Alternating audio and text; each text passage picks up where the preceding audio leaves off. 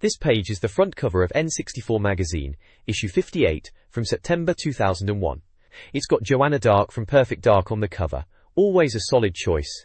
We're promised a world exclusive on Extreme G3, for the GameCube. That was a decent futuristic racer at the time, if I recall. There's also a spotlight on Mario Kart Advance for the Game Boy Advance, teasing multiplayer mayhem. Plus, the cover shouts about a GameCube clinic, Rogue Squadron 2, Raven Blade, NBA Courtside, Phantasy Star Online Ver. 2, Smash Bros. Melee, and Monkey Ball. Blimey, quite the lineup. And of course that cheeky Mario with wings, advertising some GameCube secrets about Mario Sunshine. This page is the front cover and introduction to issue 58, September 2001, of N64 Magazine. A chap is standing on a globe with the tagline, "Top of the World." It proclaims N64 Magazine is Britain's biggest and best-selling Nintendo magazine. It lists all the staff, including Tim Weaver as Green as Nemesis, Mark Green as deputy editor, and Justin Webb as art editor. The editor writes about world-exclusive GameCube screenshots of Extreme G3 and mentions Super Smash Bros. Melee, Doshin the Giant, and Dave Mirra BMX2. There's also mention of a Mario Sunshine exposé. The editor teases big changes coming to N64 Magazine. The page highlights a few articles in this month's issue, including a GameCube clinic where the Ninty experts will answer questions, a preview of Star Wars, Rogue Squadron 2 on the GameCube, and Sega's Super Monkey Ball. There is also a mention of Extreme G3 on the GameCube, and Mario Kart Advance on the Game Boy Advance. The next issue will be out on Tuesday, August 28th, with a preview on page 96. This page is the contents page for issue 58, September 2001 of N64 Magazine. Right at the top, it proudly proclaims itself as the UK's best-selling independent Nintendo mag. Planet 64 kicks things off on page 10 with a news desk piece asking, "What is Mario Sunshine?" teasing an undercover look at Nintendo's new game. Page 16 promises a look at the latest GameCube games, including Raven Blade, Star Wars, Rogue Leader, and Phantasy Star Online. I remember being really hyped for Rogue Leader back then. The SNES version was a great game. Tia. Regular features include a preview of the next issue, N64 Magazine issue 59, and N64. Tomb Raider 2 on the Game Boy Color gets a look in, with Lara Croft investigating a curse. Sounds interesting enough. Finally, Paper Mario gets a huge review starting on page 50, posing the question of whether 2 dimensions are as good as 3. I know this was well received at the time. Wharton. The next page of the magazine contains a contents list, offering a glimpse into what's inside this issue. We have a future look section, teasing big new games. There's a piece on Super Monkey Ball, which at the time would have been quite a fresh title. Sega's sphere-based sizzler. Also, Super Smash Bros. Melee gets a mention, promising new secrets revealed. Kisatai. Then there's N64, Club 64, the reader service section, followed by a Club 64 mailbox segment. How To gives tips for Kirby 64. The Crystal Shards. There's also Tips Extra, Game On, focusing on Conker's challenges, and I'm the Best. Skill Club Millennium also features Rarintinoz, Dr. Kit's Game Clinic makes an appearance, plus a directory, subscriptions info, a piece on Extreme G3, and a GameCube clinic, for all those next-gen posers. Portable peripherals for the Game Boy Advance are also covered. The page includes screenshots and images of the games. There's even a photo of Shigeru Miyamoto holding a GameCube disc. This page showcases a future look at upcoming N64 games. Although, cheekily, it's previewing Super Monkey Ball for the GameCube, Sega's arcade game that was headed to Nintendo's new console. The preview notes the game's simple but pretty visuals, and mentions the multiplayer mode is more of a timed race. A little info burst highlights that it would be on one disc, support 14 players and have rumble functionality. Oddly, it also mentions that GBA link-up and online play are not supported. The next page is all about Super Monkey Ball on the GameCube. It's got a future look banner on the side, so it's clearly previewing the game. The reviewer seems pretty impressed with the graphics, saying the GameCube will handle it no problem. There are screenshots showing the gameplay, monkeys in balls rolling around crazy courses trying to collect bananas. It mentions the multiplayer mode, which sounds like absolute chaos with players messing with each other's levels, choo-choo rocket style. The reviewer expresses excitement because they reckon Sega will get it out on shelves for launch and that the conversion from the Naomi arcade board will be relatively easy. The review ends by stating they will be inspecting those monkey balls in a future issue. Cripes. Cripes. The next page showcases Super Smash Bros. Melee on the GameCube. I remember when Melee was the big thing. It features some screenshots of characters like Fox, Samus, Luigi, and Charizard. There's a little info burst with game details, like 14 players, rumble function, and the release date in November 2002. The anticipation rating is pretty high, all red dots filled in.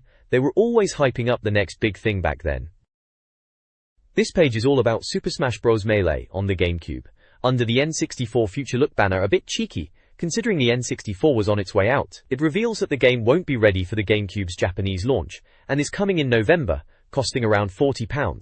The main feature is a roll call of trophies, showcasing characters from across Nintendo's history, including Charizard, Heracross, Plum, Majora's Mask, Chansey, Donkey Kong Jr., Misty, Metroid, Koopa Troopa, Marill, Blastoise, Bubba, Balloon Kid, Toad, Andros and Duck Hunt. There's also a screenshot of Fox in action, and a small piece on KK Slider, Toteke, from Animal Forest, which we now know as Animal Crossing. The text mentions rumors about secret fighters, including Sonic the Hedgehog, and touches on the debate about Luigi's inclusion in the game, a bit of behind-the-scenes drama with the developers at HAL. Finally, there is a 4-player shot in the bottom right, Lejeka.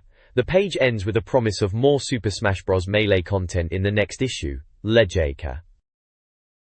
The next page kicks off with a news desk splash. What is Mario Sunshine? It's all speculation about the then mysterious GameCube title. They quote Nintendo PR head Perrin Kaplan, who says it will make players very happy. The magazine hints that Camelot, the team behind Mario Tennis and Mario Golf on the Nintendo 64, might be involved. There's talk of a sports game, maybe a track and field thing, or even a beach volleyball game. But then they mention Camelot are also beavering away on a GameCube role-playing game for the Japanese launch, and it reminds them of their Game Boy Advance RPG Golden Sun, so they wonder if Mario Sunshine could be a role-playing game as well. There's a little screenshot that suggests 100 Marios could turn up, similar to a tech demo from Space World 2000. They mention the possibility of something like Super Mario RPG on the SNES, and even rumors of Sega involvement. There's a quick mention of another game called Marionette, and some wild rumors about Mario Sunshine, like Mario using a net to catch people leaping from a burning building. Those were the days of rumor mills running wild. The next page features a shortcuts section, highlighting GameCube's success at E3, securing awards such as Best of Show, Best Console Hardware, Best Action Game for Rogue Leader, and Best Fighting Game for Super Smash Bros. Melee, plus a nod for Pikmin. There's also a mention of Nintendo UK's celebration of the Game Boy Advance launch, showcasing a collection of vintage handhelds. Rumor Mill discusses the GameCube launch lineup, suggesting Luigi's Mansion and Wave Race, Blue Storm are on the cards. Talk of Disney Interactive developing a sports title for the system, with Donald Duck in hockey gear. EA is apparently publishing games in the US and Europe, while Namco is reportedly backing Nintendo with Soul Calibur and a new Tekken title. Square Enix is releasing Final Fantasy XI across multiple consoles. Screenshots of Tekken and Super Monkey Ball are on display. There's also a reference to the original Super Mario RPG, Square's last Nintendo game. Finally, there's a picture of the chaps from Camelot Software, who are described as crazy. The next page, well, it's a bit of a mixed bag. There's news about Sega farming out distribution of their GameCube and Game Boy Advance titles to Infogrames, which included games like Choo Choo Rocket, Warrington, Puyo Puyo, Phantasy Star Online and Super Monkey Ball. Good games there, certainly some that were memorable on their respective platforms. Then there's a snippet about a Crazy Taxi movie hitting the GameCube, and I must say, the idea of a Crazy Taxi film back then seemed a bit much, still does now really.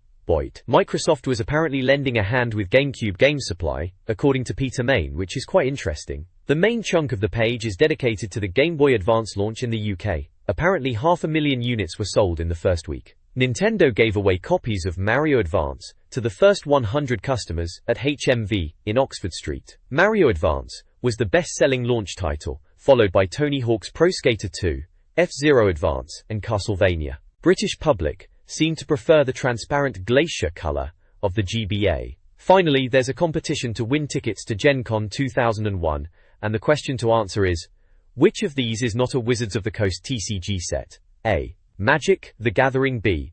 Pokémon. C. Blancmange Battles 2001. I think I know the answer to that one. The next page kicks off with a Retro World section, diving into some old-school gaming. There's a bit on Activision picking up the Weakest Link license, which, Looking back, wasn't exactly the most riveting game out there, was it? Then there's talk about Animal Leader, or the Wutsubanshu, a quirky title that bounced around from the 64DD to cartridge before supposedly landing on the GameCube. They're hoping it might even get a release outside of Japan. Remember the hype for the 64DD? Didn't quite pan out, did it? Gasha. The Ghost of Gaming Past segment highlights Kirby's Dream Course on the SNES, a golf game with a spherical Kirby.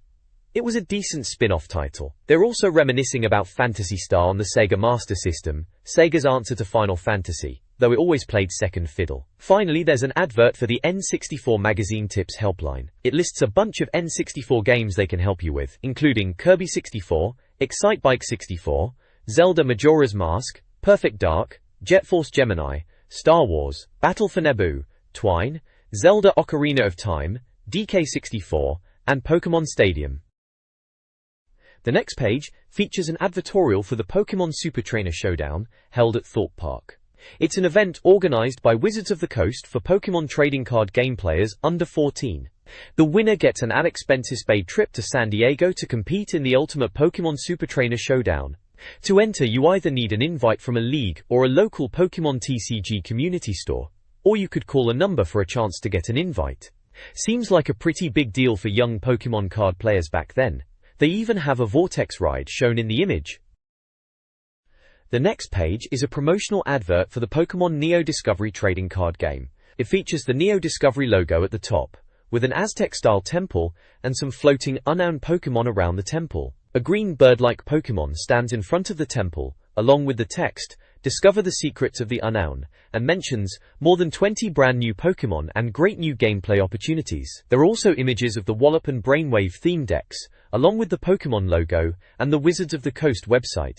The advert encourages readers to join the game. The next page dives into the world of Raven Blade, a GameCube RPG.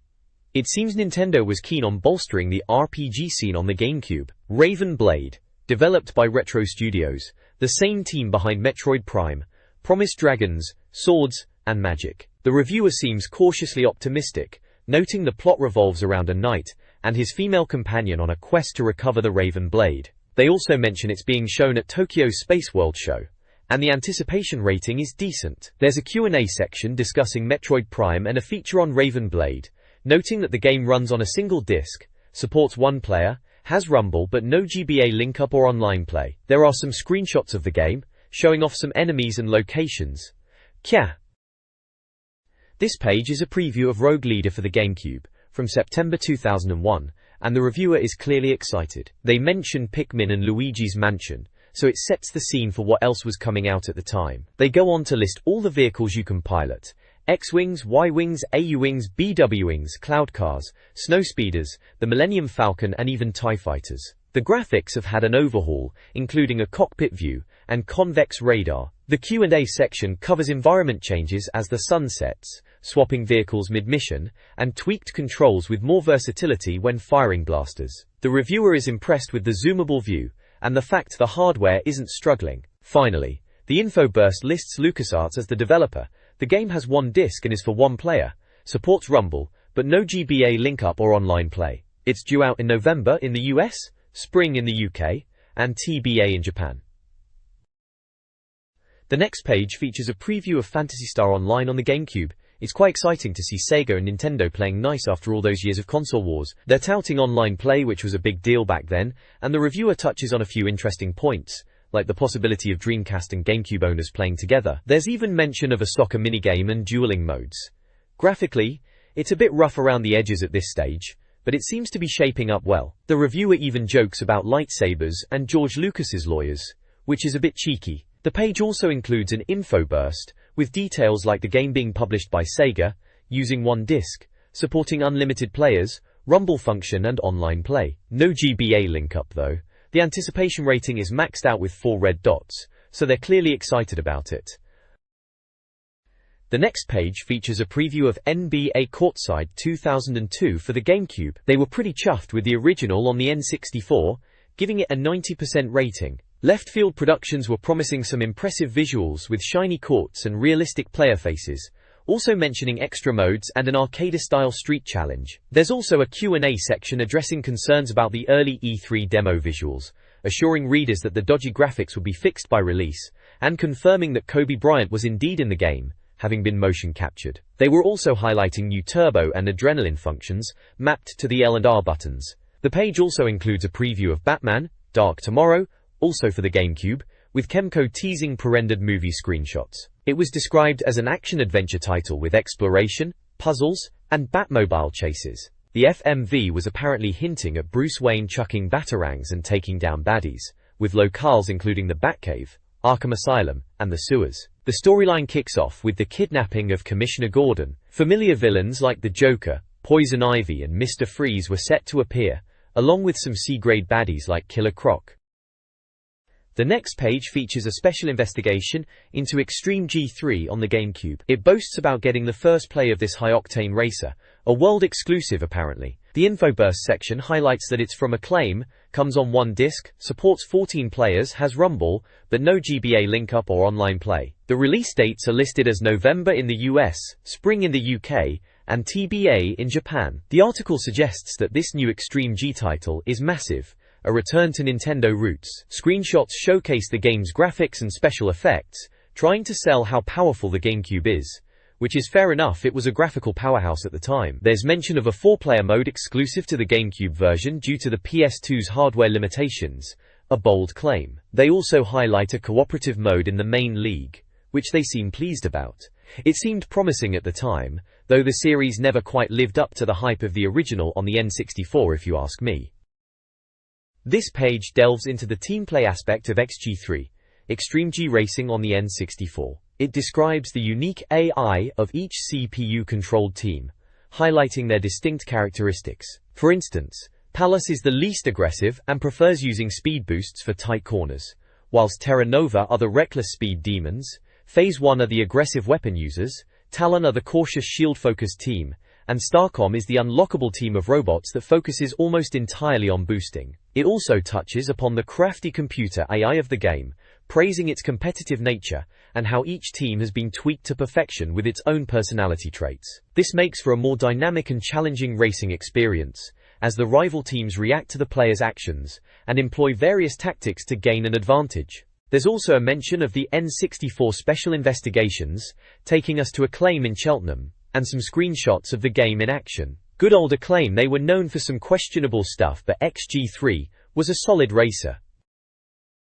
The next page delves into Acclaim's XG3, Extreme G Racing on the Nintendo GameCube. It's a preview of the game, with the reviewer expressing their disbelief at the richness of the graphics. The article focuses on the track Oceania, which is described as a roller coaster-like racecourse, suspended high above the ocean floor. The page includes a track map with numbered sections, each accompanied by tips on how to navigate them, things like using boost at certain points, stocking up on shields and ammo, and watching out for a long vertical incline. Essentially, it's a guide on how to beat the Oceania track in XG3. The next page features a track guide for the game Extreme G3, specifically for the Atradi-Toshi track. It's a cyberpunk-styled cityscape, described as one of the fastest tracks with a vertical descent into a power station. The guide is presented with numbered sections, offering tips and strategies for navigating the track, highlighting key areas for boosting, collecting shields, and avoiding hazards like mines and missiles.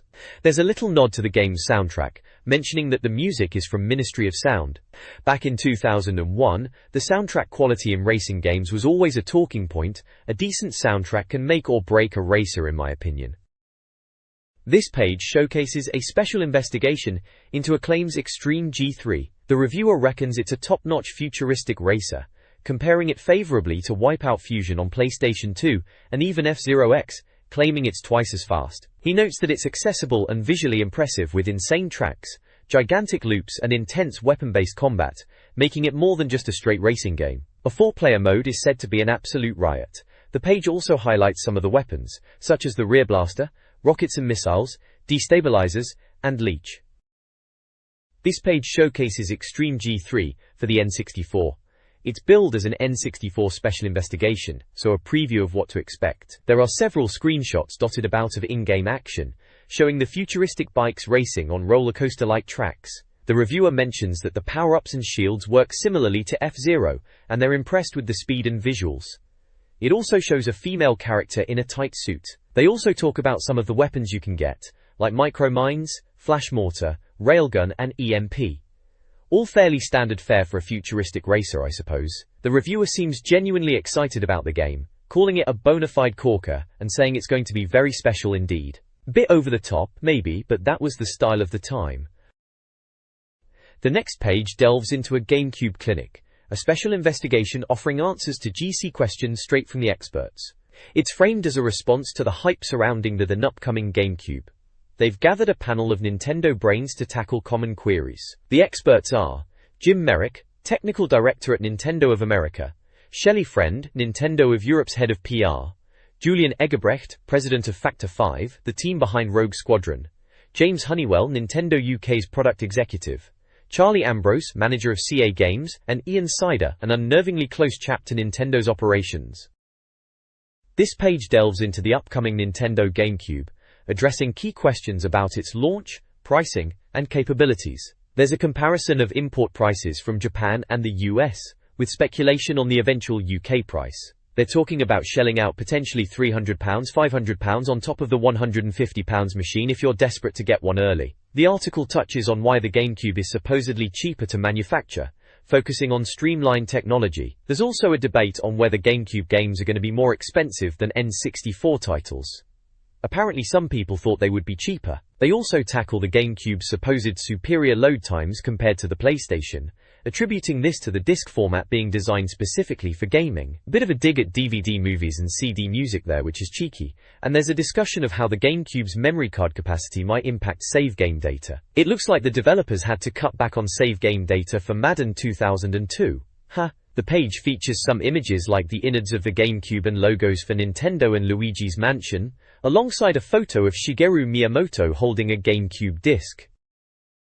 The next page, emblazoned with Best Graphics Ever, delves into the graphical capabilities of the upcoming GameCube. There's a Star Wars screenshot, seemingly to highlight the console's potential. The reviewer seems impressed, stating that the Flipper graphics chip, designed by Nintendo and ATI, can pump out an obscene number of polygons, surpassing the PlayStation 2, and matching the Xbox. There's talk of how the GameCube will handle complex lighting and effects automatically, a welcome change. Apparently, on the N64, only Nintendo and Rare could really push the hardware to its limits. The article then touches on the compatibility of old N64 SCART cables with the GameCube, with James Honeywell stating that confirmation on whether they will work will be confirmed in September. Moving on, there's a section called NGC as Easy as ABC, which discusses how easy the GameCube will be for developers to use. Jim Merrick mentions that they listen to developers, providing them with familiar tools refined from the N64 era, aiming for a strong suite of professional tools. Julian Egerbrecht chimes in,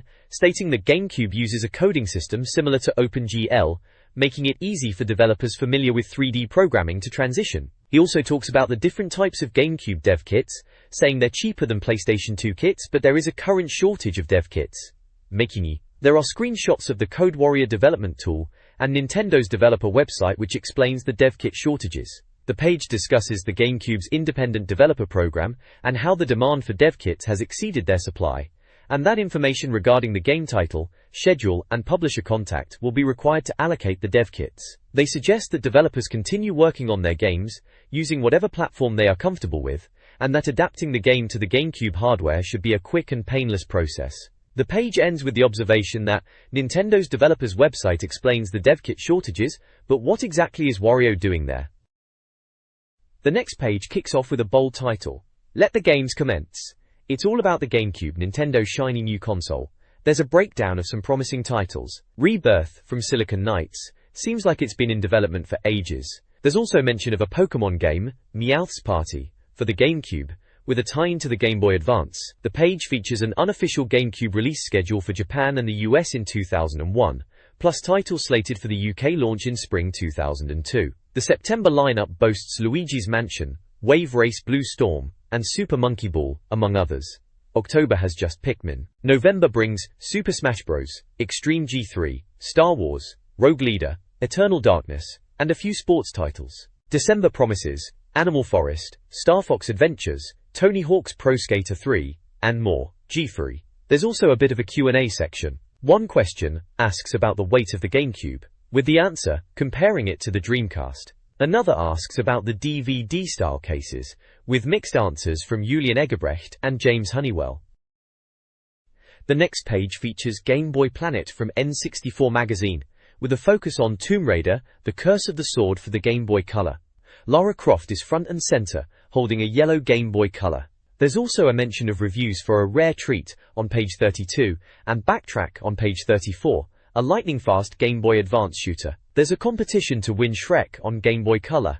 Plus, there are tips and codes for old and new Game Boy games, and a piece on Game Boy Gallery. Issue 33 is dated September 2001. There are also some bullet points that highlight every new Game Boy Advance game rated, including Bomberman Tournament and Hot Potato.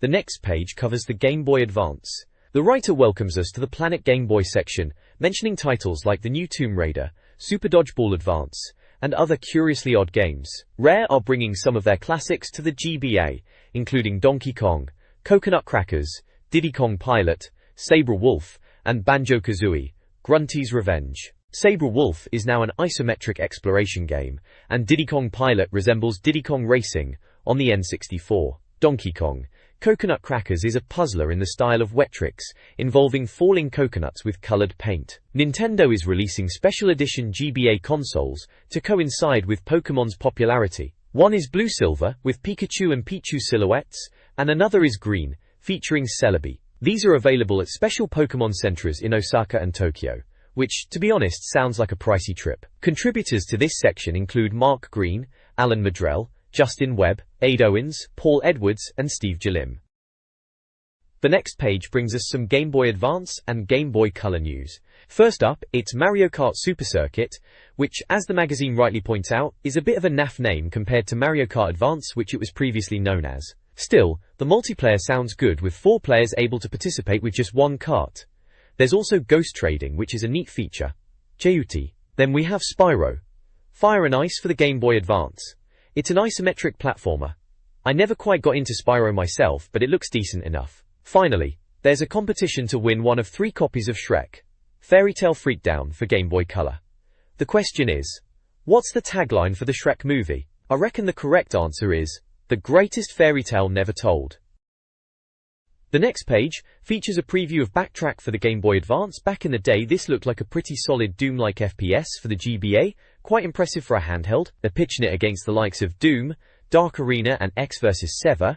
Looks like you could link up 4 GBAs for some head-to-head action, which was always a laugh. The reviewer mentions the weapons ranging from short-range stabbers to rocket launchers, and effects rivaling Iridian 3D, remember that one? Though, transparency magic and the levels are supposed to be huge, which was always a stretch on the GBA. They compare it to Castle Wolfenstein 3D, and it's a fair cop. The level design is more claustrophobic, packed with gribblies, nasty enemies and that. The screenshot shows 4 players on radar, and the reviewer mentions the radar. It seems like they were excited, comparing it to Metal Gear Solid on Game Boy Color. The next page features previews of a couple of intriguing Game Boy titles. First up is Pocket Music, which seems like a nifty little tool for creating tunes on the go. The reviewer reckons it's easy to get to grips with, and you can even swap your creations with your mates.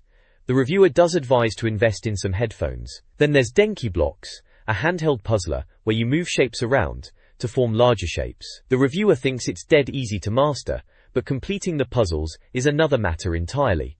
There are over 200 puzzles across 8 modes, and the graphics are described as super cute. Sounds like a decent little time waster. Also mentioned are training modes and multiplayer games that can be played with one cart. Giwo. There's also a David Beckham soccer game preview, and reckons it'll be out just in time for Christmas. Apparently there's a massive roster of 350 international and domestic teams with real names, a training mode with tips from Beckham himself, and even a biography feature. The next page features a review of Tomb Raider Curse of the Sword on the Game Boy Color. The reviewer gives it 4 out of 5 stars, praising the visuals and Lara's graceful movements, remarking that it's a highly polished and pleasing experience. There's a mention of the storyline being a bit unfurled. They also note that it doesn't really tie into the movie that came out at the same time. A few screenshots are included, and there's a Just Do It section with tips on running, climbing, and jumping. The reviewer notes that the game shares the same score as its predecessor, and the game is essentially new levels and still no bad thing. The next page features a couple of Game Boy Advance reviews, both imports. First up is Pitfall, the the Mayan Adventure. The reviewer reckons it's a decent platformer, a bit like Prince of Persia, but the pixel-perfect jumps over instant death quicksand can be a bit much. They say it's one of the better GBA platformers. It gets a solid 3 out of 5. Warrior. Then there's Super Dodgeball Advance. Apparently, the last time Ninty fans got a proper dodgeball game was on the NES. The reviewer says it's fun for a bit, but the single player won't last you long, and it can be completed within an hour. Still, they give it another 3 out of 5, saying there are worse things than having it in your pocket. It also mentions the characters have rigidly enforced national stereotypes, which sounds a bit dodgy, even for back then. The next page is a review of Bomberman Tournament on the Game Boy Advance. Seems they're still trying to make Bomberman an RPG, even though the N64 versions didn't exactly set the world on fire. Still, the reviewer admits to enjoying it despite their initial reservations. The story involves a distress call from a planet called Fantarian, and Bomberman Max is sent to investigate. There's mention of a Carabon, a creature you can free who'll tag along and fight with you, a bit like Pokemon battles. The multiplayer is the focus, harking back to the frenzied 4-player scrapping of the older games. All the classic power-ups are there, and even when you're knocked out, you can throw bombs from the sidelines while you wait for the next round. They've given it a solid 4 out of 5, reckon it's one of the finest multiplayer games on the GBA. This page features reviews for 2 Game Boy Color and Game Boy Advance games.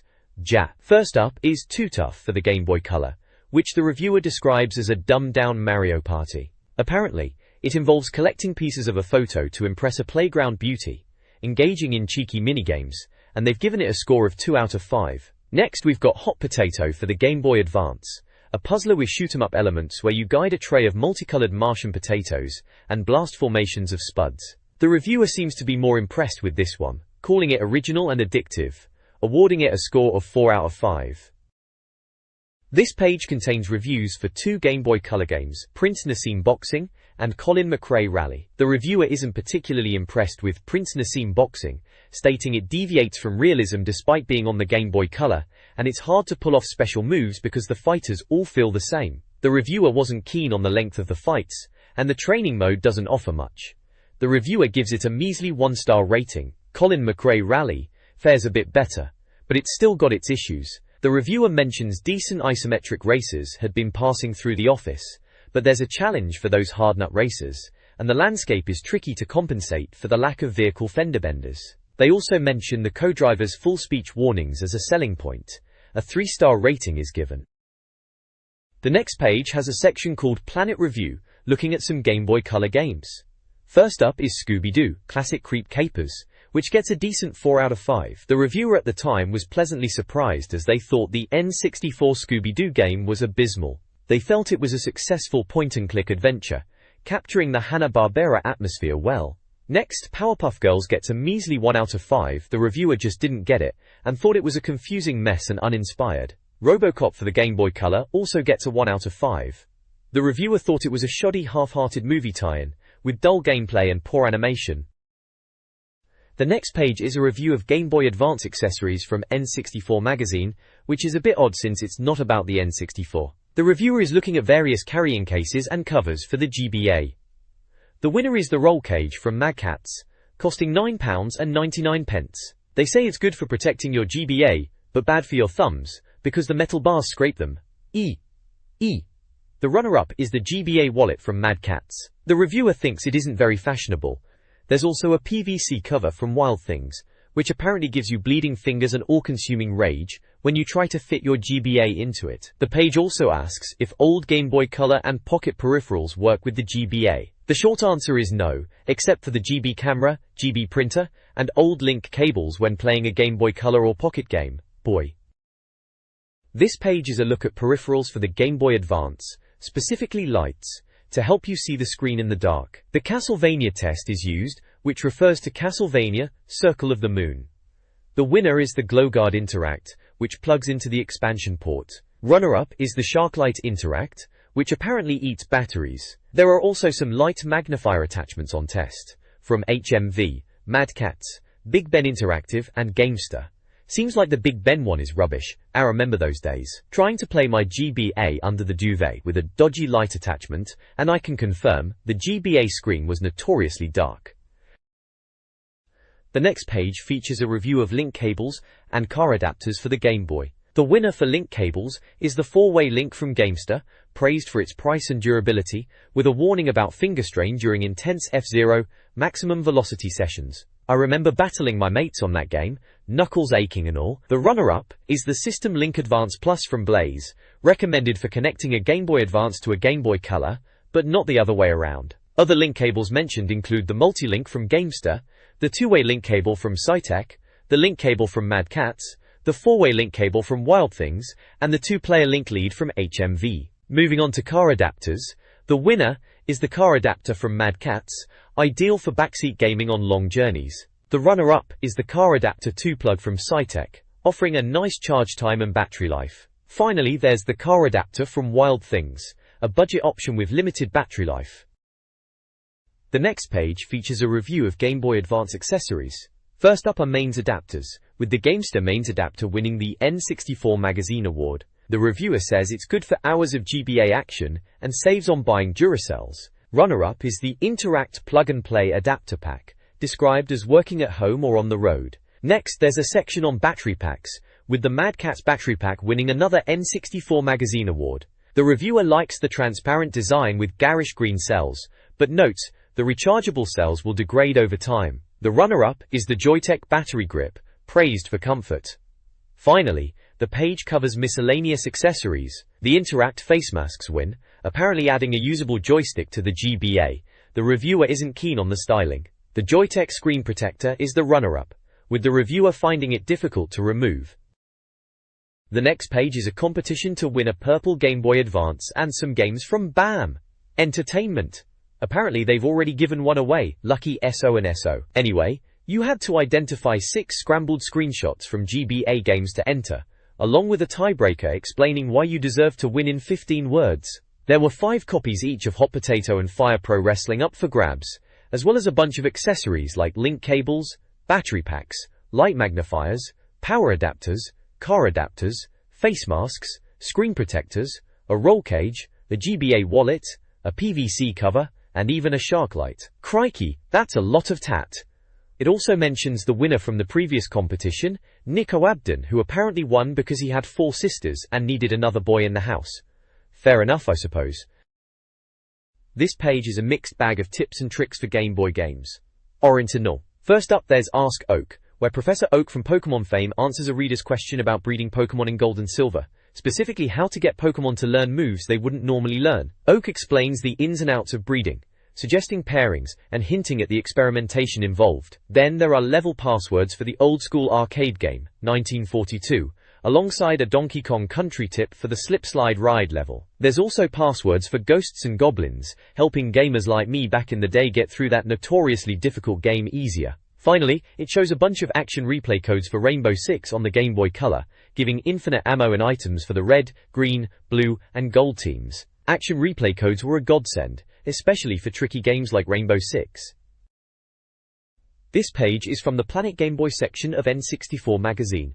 It's a gallery of pictures taken with the Game Boy camera sent in by readers. The theme seems to be freaks, and the editor is making light-hearted jokes and sarcastic comments about the images. One lucky reader wins a Joytech action pack, which includes a rechargeable battery, light, magnifier, carry case, and purple link cable. There are various reader submissions with humorous captions, like someone looking like a celestial being, to someone looking like a serial killer. It's all a bit of fun, really. This page features a review of Paper Mario for the N64.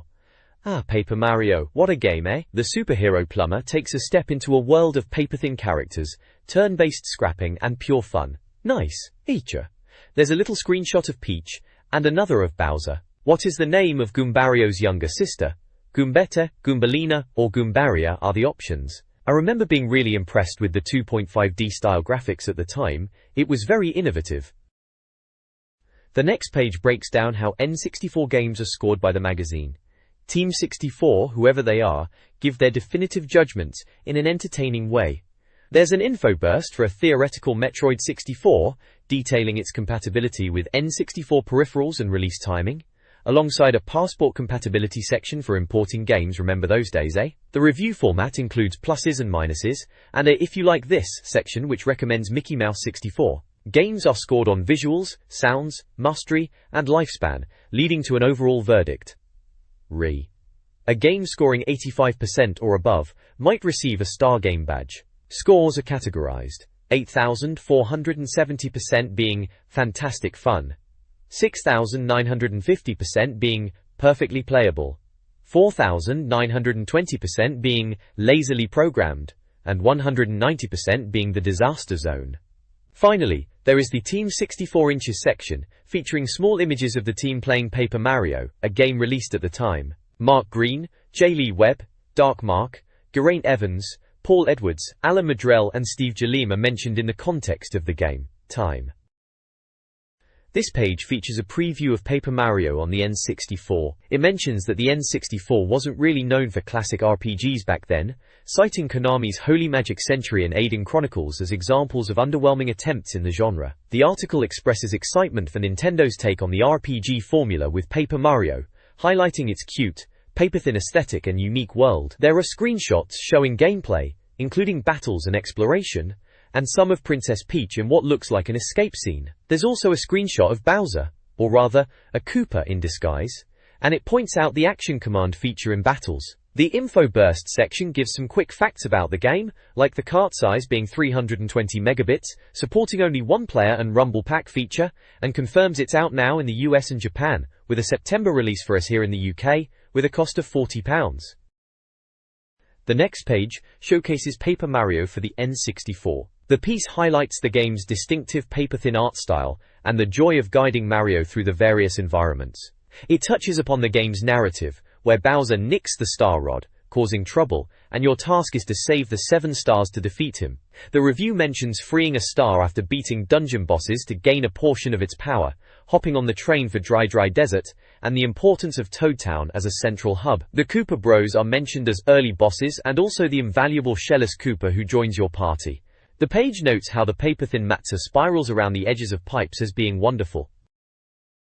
The next page showcases Paper Mario on the Nintendo 64, focusing on the turn-based battle system and various gameplay elements. It highlights key aspects of combat, such as the hammer attack which can be powered up. The jump attack, essential for dealing with airborne enemies and flipping Koopas on their backs, is also shown. The page mentions items, star powers and companions, all of which can be enhanced through action commands. It also includes a screenshot of the game's interface, showing Mario in a battle scenario. Back in the day, Paper Mario was a bit of a departure from your typical Mario platformer, mixing in RPG elements and that distinctive visual style. The next page features Paper Mario on the N64. There's a section dedicated to subquests within the game, specifically finding and delivering letters, a task that rewards the player with the Lucky Day badge. It also touches on the importance of defense in battles, advising players to time their A presses to reduce damage. The flower power mechanic, fueled by collecting badges for super powerful attacks, is highlighted, with the recommendation to save these for boss encounters. The page then explains how star points work. Collect 100 to level up Mario and improve his stats like health and flower power. A sizable chunk is dedicated to when you get to control Princess Peach. You will be escaping Bowser's clutches. You navigate the castle, avoiding Koopa Troopers and searchlights, like something out of Metal Gear Solid on the PlayStation. There's mention of a handy chest that duplicates items between locations, and eavesdropping on Koopas in the library for vital information, which your little companion Twink relays to Mario. The next page from N64 Arena features a review of Paper Mario. The reviewer heaps praise on the game, highlighting its unique graphical style, charming story, and accessible gameplay. It's described as a refreshing take on the RPG genre, contrasting it with more serious and anally-retentive titles. Screenshots showcase the game's distinctive 2D characters in 3D environments, Toad Town and Bowser. The verdict is that it's cheerful enough to appeal to younger players, but clever enough to appeal to older ones as well. Mini-bosses are talked about, with the reviewer saying they crop up frequently and are a good source of extra star points to boost your levels. I remember when this came out, the visual style was definitely divisive. Some thought it was too kiddie, but the gameplay was solid, and it was funny. I can see why the reviewer says it's a breath of fresh air, especially compared to some of the more po-faced RPGs we were getting at the time. The next page features a Toad Town tour in Paper Mario.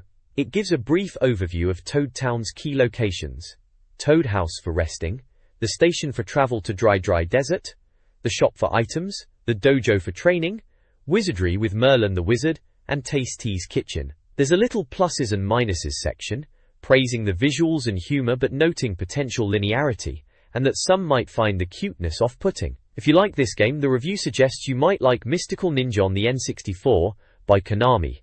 Tindall worry. The page also includes mini-reviews scoring the game in different aspects, such as visuals, sounds, mastery, and lifespan. The verdict is overwhelmingly positive, calling it the finest true RPG on the N64, and awarding it a 90% score. It is truly a star game. The reviewer, Geraint Evans, clearly enjoyed it.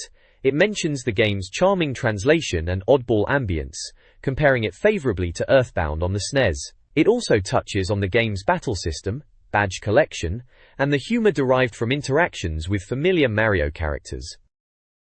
This page is the Club 64 section, total game service for Nintendo 64 owners. It's got the usual bits and bobs, a mailbox for reader letters, tips, a section called Game On, focusing on Conker's Bad Fur Day, and I'm the Best, which features a clever star performance. There's also a section about New Skill Club Millennium 2001 challenges. Dr. Kit's Game Clinic offers cures for your gaming gangrene, whatever that means. It also lists subscriptions and a £5 off voucher. The main game feature is Kirby 64, the Crystal Shards. The next page is the Club 64 letters page from issue 58. The star letter is about a reader whose cat is apparently a big fan of the magazine, or at least pretends to read it. There's a photo of a kid and his cat with the magazine. Then, there's a correction corner, where readers point out mistakes. One chap complains about a misplaced arrow pointing to Slippy Toad, and another points out a controller issue. There's more reader mail, including someone complaining about errors in a Smash Bros. Melee report, and some confusion about who is in charge of the Sonic team. There's also a letter about a Mario-themed chocolate egg shaped like a rubbish truck, which didn't contain any Mario toys. Bizarre. And a suggestion for a Britney Spears game is swiftly shot down. Finally, someone mentions their sister's love for S Club 7.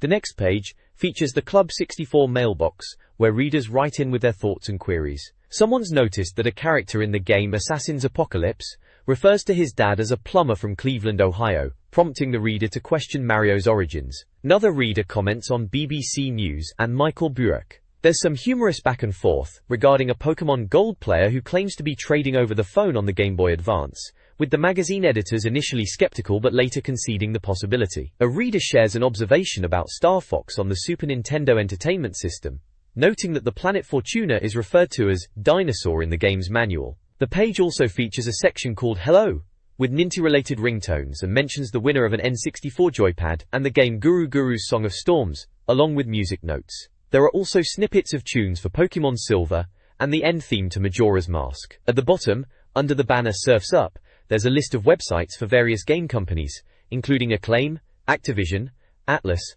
Capcom, Konami, Lego Software, LucasArts, and many others.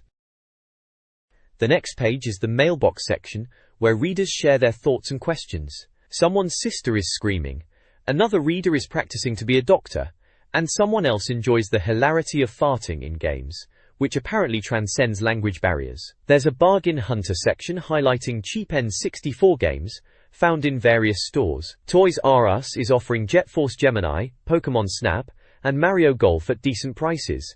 HMV has NBA Jam 99, Quake 2, and Turok 3 on sale. Computer Exchange has some real bargains, like F1 World Grand Prix, Shadowman, Jet Force Gemini, Perfect Dark, and Forsaken. Virgin Megastores is selling Conker's Bad Fur Day, and Mario Tennis cheap too. Quay. A reader asks about Mario All-Stars on the SNES, Mario Tennis on GBA, Luigi's Mansion, and Kiddy Kong in Donkey Kong Racing. The magazine answers that while Mario Advance might be worth it, Kiddy Kong is likely lost to the mists of time, with only characters from DK64 expected in Donkey Kong Racing. Another reader asks about Ogre Battle, StarCraft 64, and Animal Forest on the N64 or GameCube. The magazine explains that Ogre Battle and StarCraft 64 aren't available in Europe, but Shigsy is translating and rejigging Animal Forest for GameCube, which should be out at the machine's launch. The magazine also answers a question about Game Boy Color Power Packs working with the GBA. Finally, A reader spots a reference to The Mummy Returns, noting the similarity between a character and Greener from the N64 game. This page showcases the Club 64 mailbox section of the magazine. A reader's letter discusses making N64 Magazine squadron paper airplanes that were unfortunately eaten by a Labrador, apparently with some unfortunate incident involving someone named Geraint. There are a few reader contributions featured. A Game Boy Advance drawing packed with Nintendo characters, a Zelda-themed creation, and some intense Joe Dark fan art that made Steve feel somewhat uneasy. Also, there's a brief Q&A section addressing reader questions about the possibility of a new Elite game, whether Saberwolf might feature in the GBA version, and what the developers of Rocket Robot on Wheels are up to these days. The next page is a how-to guide for Kirby 64, the Crystal Shards, offering tips to squeeze the most out of the game. It suggests that as technology advances, some game types don't fade away, citing Kirby 64 as an example of a 2D platformer with innovations. The review in issue 57 concluded that while there's nothing wrong with 2D platforming, Kirby ends up as a second-rate platformer with first-rate innovations. And they thought it was worth renting over a weekend, awarding it a 72% score. It also offers hints on how to beat mini-bosses by swallowing what they throw at you and returning it, or loading up on combo powers before the battle. It explains that checkered walls hide items, and the colors on the wall tell you which powers you need to combine to open it. This page features a big, bad and bouncy guide focusing on boss strategies for Kirby 64, the Crystal Shards. The guide gives tips on how to defeat bosses like Rockstar Boss, Aquastar Boss, Popstar Boss, Neostar Boss, Ripplestar Boss, Shiverstar Boss, and Darkstar Boss. It also includes a section called A Pizza the Pie that gives a solution to a puzzle in the third level of the fourth world. This puzzle is about remembering a picture painted by Adeline and recreating it with star blocks. The next page here is a guide to the power-ups in Kirby 64, the Crystal Shards. It highlights some of the more useful and, shall we say, chortle-worthy combinations.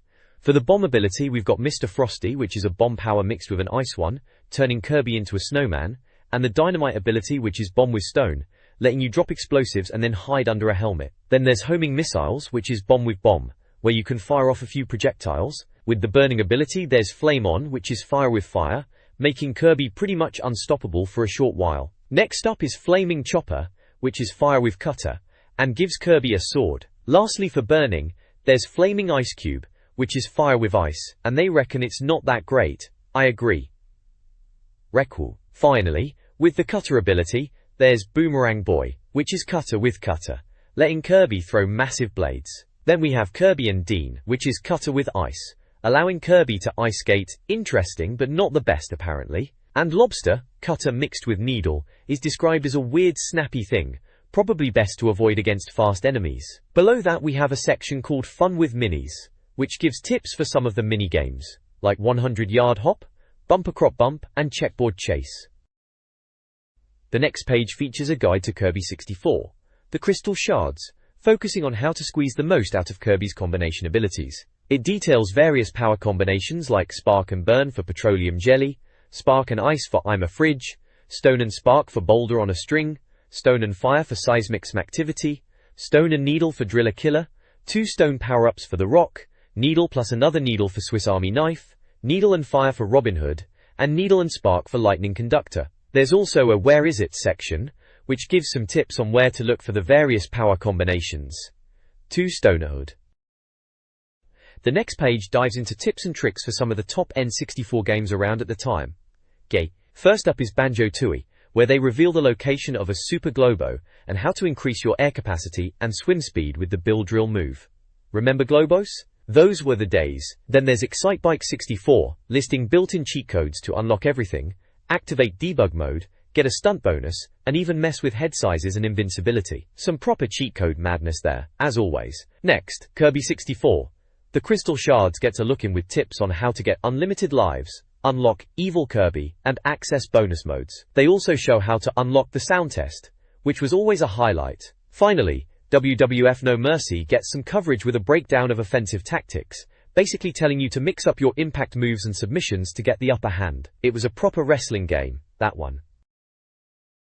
This page has a bunch of tips for different N64 games.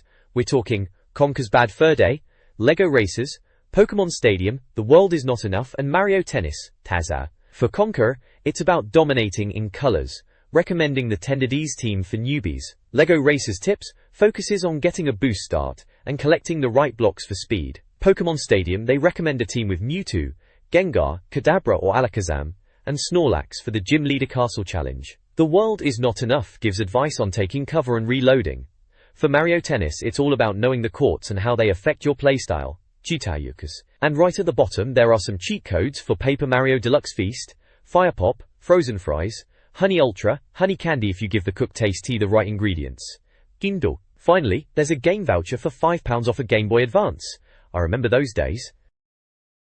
The next page is all about action replay codes, a must-have bit of kit back in the day if you wanted to cheat your way through your favorite N64 games.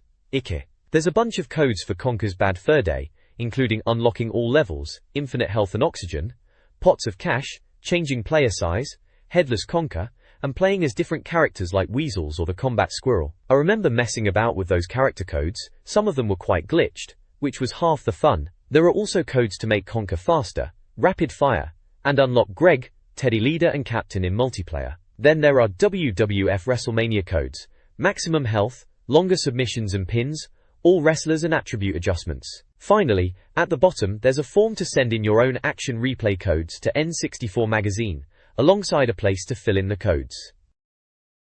The next page presents Reader's Top 15 Tips, a collection of player-submitted hints and cheats for the Nintendo 64. The best submission wins an action replay cart. John T. The tips cover a range of well-known titles. The first one, for Perfect Dark, details how to manipulate the game to end up in a room full of women, a proper lad's move, that one. Other games mentioned include Mario Tennis, Rogue Squadron, and Zelda, Majora's Mask. The FIFA 99 tip is a cheeky way to score from miles out, exploiting the keeper's position. WWF No Mercy gives you a way to increase the size of weapons. A Conker's Bad Fur Day tip details using the helicopter tail to swim faster, exploiting the game's physics for speed. There are also a few tips for Twine, including how to get extra weapons and ammunition.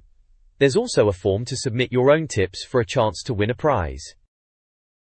The next page features Game On, a section dedicated to Conker's Bad Fur Day multiplayer challenges. It suggests different scenarios and objectives within the game, such as Weapons Master, where you have to eliminate a CPU-controlled foe using all available weapons in a specific order. Another challenge is Weaving Weasels, where weasels try to chop off the Tenny's head while the Tenny defends their base. Chainsaw Massacre involves hacking up as many dumb sims as possible in a set time. Keep On Rolling challenges players to navigate a winding path in Mr. Barrel 2, killing skeleton worms. The article gives tips and sets goals for each challenge, and the page also includes little gold, silver, and bronze medal icons with number values to indicate performance. This page is a collection of user-submitted challenges for Conker's Bad Fur Day on the N64.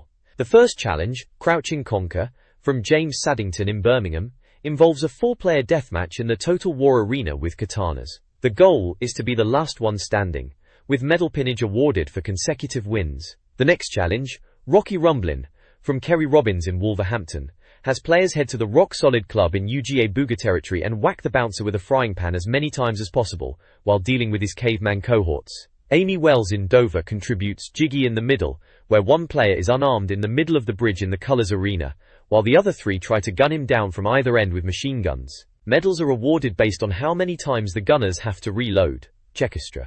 Finally, Ben Adams, claiming to be from a Welsh town with a very long name, presents Explosive Escapade. This challenge involves a 4-player deathmatch in the Colours arena, where 3 players use grenades, and the 4th player tries to grab the rocket launcher on the mound and survive. The page also includes a section titled, Now It's Your Turn, encouraging readers to submit their own challenges for a chance to win an N64 pin badge and an action replay cart. They are particularly interested in challenges for Kirby 64, Sin and Punishment, Excitebike 64, and Battle for Naboo. This page is from I'm the Best section. It's all about recognizing top N64 gamers.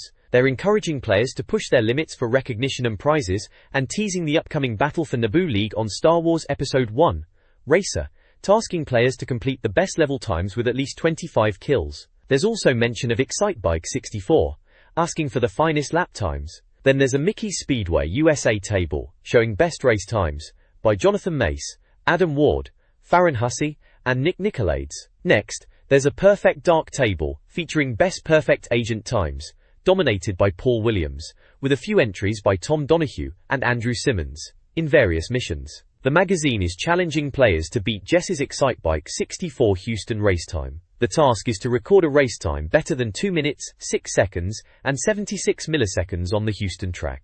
The next page, alright, this one's a high score table page. We've got Perfect Dark best agent mode times, and DK64, plus a high scores list for a bunch of other games. Perfect Dark lists times for different levels, with names like Phil Hughes, Gary Carney, Jan-Erik Spangberg and a few others topping the charts. For DK64, it's the Rambi bonus game, On Guarde Arena, and DK Arcade leaderboards. Then there's Jetpack, Diddy's Minecart Ride, and other games are included. Names like Arkadiusz Gabreki and Jan Kaitila show up a few times. Looks like these guys were putting in the hours back in September 2001, when this mag came out. This page is a leaderboard spread from a magazine, showcasing top scores for various N64 games. For The World Is Not Enough, it lists best agent mode times on levels like Courier and King's Ransom. Majora's Mask features Goron races and other challenges. I always thought those beaver races were a bit of a gimmick, but someone clearly put the time in. F-Zero X highlights times on tracks like Sand Ocean and Sector Alpha. A proper futuristic racer, that one. Still holds up. Rush 2049 includes Marina and other tracks. I remember the multiplayer being pretty intense on that one. Lastly, Banjo-Tooie has a section for minigame scores, like Zuba's Hive, for those completionists out there. This page showcases some top scores for a few popular N64 games from back in the day. We've got Mario Golf, where players like Warren Big Wuz Bright were clearly dominating the leaderboards. It always seemed the Oxford area was good at golf. Then there's Smash Bros, with bonus times listed for characters like Mario, Donkey Kong, Yoshi, Kirby, Link, Fox and Pikachu. Jan-Erik Spangberg and Phil Hughes were consistently up there, showing off some serious skill. Finally, there's Ridge Racer 64, with various race records in Ridge Racer Novice, Revolution Novice, Renegade Novice, Revolution Intermediate, and others, with names like Thomas Hauer and Kieran Warden frequently appearing. Jan-Erik Spangberg had a good run here as well. There's also a little blurb about how to submit your scores and what you need to include. Name, address, score, and a stamped envelope if you wanted your stuff back. Those were the days. The next page is all about the Skill Club Millennium 2001 competition. It details the new games and rules for the N64 Skill Club, with a deadline of August 10th for entries to be included in issue 60. There are different levels of achievement: bronze, silver, gold and platinum, each requiring a certain number of completed challenges. You need to accomplish 3 challenges to earn yourself a bronze placing, 7 for silver, 10 for gold and 14 for platinum. If you manage all 20, they'll rustle up something extra special. The ad mentions that using cheat carts or doctored digital camera shots will result in ritual humiliation and being stoned out of the country by zealous citizens. Bit harsh, that. The page also covers how to provide photographic or video proof of your achievements. It mentions how you get a Skill Club 2001 certificate and an N64 pin badge, plus a fancy controller, or Tremor Pauk if you get gold, or even a t-shirt if you reach platinum status. The next page presents Club Needs Your Entries Now, which is a challenges section for various N64 games. Players were encouraged to submit proof of completing certain tasks for a chance to feature in the magazine, and maybe even win a prize of some kind if I remember correctly. The games featured, along with their respective challenges, include Guy F-Zero X, beat a time of 1 foot 50 inches on Porttown 2, ISS 2000, finish all the scenarios, Petit, Battle for Naboo, earn gold medals on all 18 levels, including the 3 secret missions, Super Mario 64, beat 0 feet 13 inches on the Princess's Slide, T, conquers Bad Fur Day, score 10 headshots against CPU-controlled Frenchies in the beach multiplayer scenario, Lilac Wars, all rings and 70 hits on the training mode, before entering the all-range mode arena, Quake 2, beat 1 foot 10 inches on Twists, Wave Race 64, beat a score of 66,000 on stunt mode at Dolphin Park, Ridge Racer 64, beat a race time of 1 foot 10 inches on Ridge Racer Novice, Mario Kart 64, beat a time of 2 feet 20 inches, PAL, or 2 feet 09, NTSC, on Bowser's Castle, Zelda, Majora's Mask. Win the Fierce Deity's Mask. GoldenEye 007. Survive the cradle on 00 Agent for 15 minutes. Perfect Dark. Unlock all the cheats. Banjo-Tooie. Collect all 90 Jiggies. Tony Hawk's Skateboarding. Unlock Officer Dick by collecting all 30 tapes and winning every medal. Mario Tennis. Complete the horrifyingly difficult Planet Cup with all 16 characters. Warrington Norsa. The World Is Not Enough. Finish the game on 00 Agent difficulty. WWF No Mercy. Defeat at least 100 opponents in survival mode. Dorku. Super Smash Bros. Finish the game with a score of more than 1 million points. Excitebike 64. Unlock Excite 3D. Submissions needed to include photographic proof.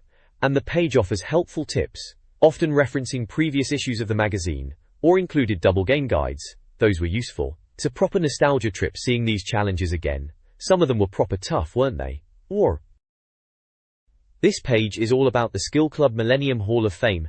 A bit of a laugh really, but I suppose back then we were all keen to prove our gaming prowess. It's showcasing players who managed to complete a certain number of challenges in some N64 game, though they don't explicitly say which one. They've got it tiered, like a proper club, with Platinum, Gold, Silver, and Bronze levels. Platinum is top tier, needing a whopping 14 challenges completed, and it lists the top dogs like Anthony Woods and Matthew Hall. Then Gold, for completing 10, Silver for 7, and Bronze for just 3 or more. Each entry lists the player's name and location, and then a string of letters, which must be codes for the challenges they finished. There are loads of names listed, going down through each tier. It's quite a long list of dedicated gamers, all wanting to get their name in print, bless them. It's a snapshot of the competitive spirit back then, trying to master these games and get recognition. A bit of fun, really, seeing who was considered a top N64 player at the time. This page is the Dr. Kit's Game Clinic, a regular feature in the mag for solving your N64 gaming woes. It's styled like an agony aunt column, but for games, with Dr. Kit as the slightly madcap expert. First up, Lawrence from York is having trouble finding the Psychosis gun in Perfect Dark. Dr. Kit, in his typical blunt way, says it's easy peasy, just kill the first scientist in the Mayan SOS level, and it's on the table. Perfect Dark, what a game that was. Mind-blowing graphics for the time. Proper spy stuff. Mendor. Next, Matthew in Cardiff is stuck in Tony Hawk's Skateboarding, trying to get a hidden tape on the embassy level. Dr. Kit's advice is a bit cryptic. Something about ramps, glass, and strip lights, ending up with ollieing onto a parallel rail. Tony Hawk's. That kicked off a whole skateboarding craze. Everyone wanted to be the next Hawk or Mullen back then, even if you just fell off your board. Shay. Then Alex from Swansea is struggling to find a hidden tape in the mall level of Tony Hawk's Skateboarding 2. Dr. Kit says it's about using the little car to get onto 2 wheels and squeeze through a gap. Seems like people were really hunting for those tapes in Tony Hawk's. Me. Matthew from Cardigan is having trouble finding gold coins in Rush 2049. Dr. Kit is a bit sarcastic here, suggesting he's inept, and says it's about smashing through glass and grinding along suspended strip lights to get to the tape. Rush 2049, now that was a futuristic racer. Split-screen multiplayer was the absolute business. Alec from Chester is stuck on the embassy level in Mission Impossible. Dr. Kit, channeling his inner spy, gives a walkthrough for the level involving smoke generators, piano players, poison drinks and ambassadors. Mission Impossible, that was a decent tie-in to the movie, though maybe not quite as slick as Bond. Finally, Chloe from Gateshead can't find the last 2 Jiggies in Cloud Cuckoo Land in Banjo-Tooie. Dr. Kit tells her to morph into a bee, shoot Jiggium eyeball plants, and then fly to the top of the mountain for a Zuba shooting game. Banjo-Tooie, rare at their peak, crammed with stuff to find and do, proper collectathon madness. The page finishes with a "Got a Gaming Query" section, inviting readers to write in to Dr. Kit with their problems, and a form to fill in and send off to N64 Magazine's offices in Bath. Classic magazine stuff from back then. This page is the Club 64 directory, a handy guide to the latest N64 game reviews in it. Right at the top we've got the How It All Works section, explaining their star rating system out of 5. Basically, anything above 85% is a star game, and they reckon you should buy it. Fair enough. Warrington. Then we get into the game reviews proper, under UK game releases. 40 Winks gets a solid 71%, they reckon it's good looking and professional, but a bit uninspired. Underneath that 1080 Snowboarding with a cracking 89% and 4 stars, saying it takes a while to get into but it's worth it. Typical Nintendo magic apparently. Over on the right we have Socks and Sandals 64, a bit of daftness judging by the 3% and 1 star. Seems to be about wearing socks with sandals, a fashion crime if you ask me, haha. Then there's a Know Your Reviewer box listing the N64 Magazine crew: James Ashton, Jonathan Davies, Marcus Hawkins, Will Overton, Z.Y. Nicholson, John Smith, Jonathan Nash, Jess Bickham, Tim Tucker, Max Everingham, James Price, Steve Jarrett, Martin Kitts, Mark Green, Dean Mortlock, Oliver Hurley, Alan Madrell and Geraint Evans. Blimey, quite a team. Kirseru. Back to the games. All-Star Baseball gets 84% and 3 stars, described as meticulously put together baseball. All-Star Baseball 2000 gets a slightly lower 80% but 4 stars. Not much of an update but still decent. All-Star Tennis scores 68% and 3 stars. Apparently schizo tennis that can't decide if it's sim or arcade. Armorines gets 76% and 2 stars. Tons of potential let down by visuals and weapons. Army Men, Sarge's Heroes, gets 67% and 2 stars. A brilliant idea let down by sloppy execution. Asteroids Hyper 64 inches manages 53% and 2 stars. Dull and repetitive arcade update for diehards only. Automobili Lamborghini gets 67% and 2 stars. Not bad, just competent. Moving down the page we have Banjo-Kazooie, with a stonking 92% and 5 stars, a star game no less, calling it Rare's mastery, and a stunning Mario-like. Then Banjo-Tooie gets 81% and 4 stars, saying Rare's brand of platforming is looking slightly old hat these days. Batman of the Future is a dismal 16% and 1 star, a lamentably retro sideways scrapper. Battletanks gets 74% and 3 stars, strangely compulsive multiplayer tank blaster. Battletanks Global Assault gets a better 81% and 3 stars, tremendous multiplayer shenanigans but boring singleplayer. Finally, Battlezone gets 73% and 3 stars, sprawling but slow, a mix of Command and Conquer and Quake. And at the very top left, they've got the highly rated section highlighting the top 5 games in the directory: Zelda Ocarina of Time, Perfect Dark, Mario 64, Zelda Majora's Mask, and Turok 2. All 90% plus games, classics all of them. Good page. This gives you a decent overview of what's what. This page is a right old mixed bag of reviews in it. Right at the top, they've got a section called Wretched, which is never a good sign. They're basically saying these are the absolute stinkers to avoid, and they've slapped a big number 1 next to it, alongside a screenshot of Carmageddon 64. Remember that one? 8% they gave it. Absolute dog turd, they reckon, which is putting it mildly. Then there's a load of other games reviewed in this directory. Let's see. Toto. Beetle Adventure Racing got a decent 81%. Loads of shortcuts apparently. Biofreaks. I vaguely remember that one. 76%. Good looking but shallow. Blastcore, now that's a classic, 88%, and a top 5 sticker, rightly so. Demolition Derby fun. Blues Brothers 2000 got a shocking 28%, about as bad as the movie. Ouch. Body Harvest gets a stonking 91%. Another top 5 and a star game, brilliant shoot 'em up. Bomberman 64, only 50%. Tedious one-player mode. Bomberman Hero, 66%. Uninspiring 3D adventure. Buck Bumble, 70%. Dodgy graphics and controls, but not the worst shoot 'em up. Buster Move 2, 80%. One of the best puzzle games. And Buster Move 3, slightly better at 82%, especially for 4 players. Carmageddon 64, already mentioned at the bottom of the worst games list, 8% again. Castlevania, 81%. Learn to live with the ropey camera. And Castlevania Legacy of Darkness, 75%, a revamped original. Centra Court Tennis, 67%, nothing special, they were hoping for Super Tennis 64. Chameleon Twist, 70%, Thrills and Spills, and Chameleon Twist 2, only 55%, unimaginative. Charlie Blast's Territory, 52%, creaky old Amiga game. Chopper Attack, 81%, simple yet engrossing helicopter shooter. Clayfighter 63 and a third, a dreadful 24%, as painful as a game where you have red-hot needles shoved into your eyes. Crikey. Command and Conquer, 75%, good but never spectacular. Conquer's Bad Fur Day, blimey, 89% and a star game. Shoddy in places but crude jokes, movie spoofs and top multiplayer. Yeah, that sounds about right for Conquer. Cruisin' USA, 24%, dump, and Cruisin' World, 38%. Nintendo put their name to this appalling sequel. Harsh. Cyber Tiger Woods Golf, 72%, not bad golf game. Daikatana, 67%, very average Quake clone. Dark Rift, 69%, uninspiring special moves. Destruction Derby 64, 65%. Mind-meltingly simple, strangely compulsive. Diddy Kong Racing, a massive 90% and another star game. Massive adventure mode.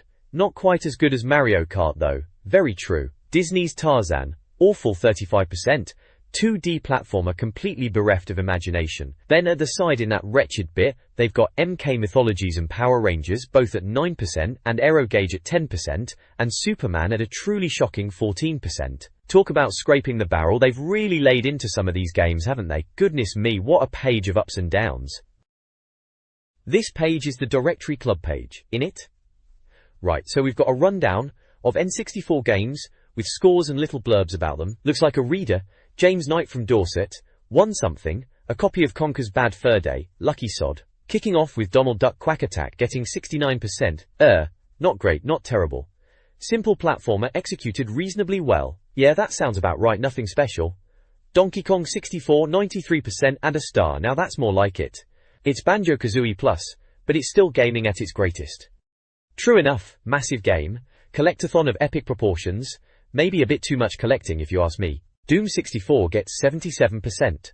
Solid and workmanlike, but, up against Turok and GoldenEye, it looks dreadfully old hat. Yeah, it was decent enough Doom, but on the N64 we were spoiled for choice with shooters, wasn't it? Else. Dual Heroes, a shocking 50%. Stashed full of innovative features, this is sadly ruined by some terrible AI. Sounds about right, remember the hype for that one, but it never really delivered. Warrant.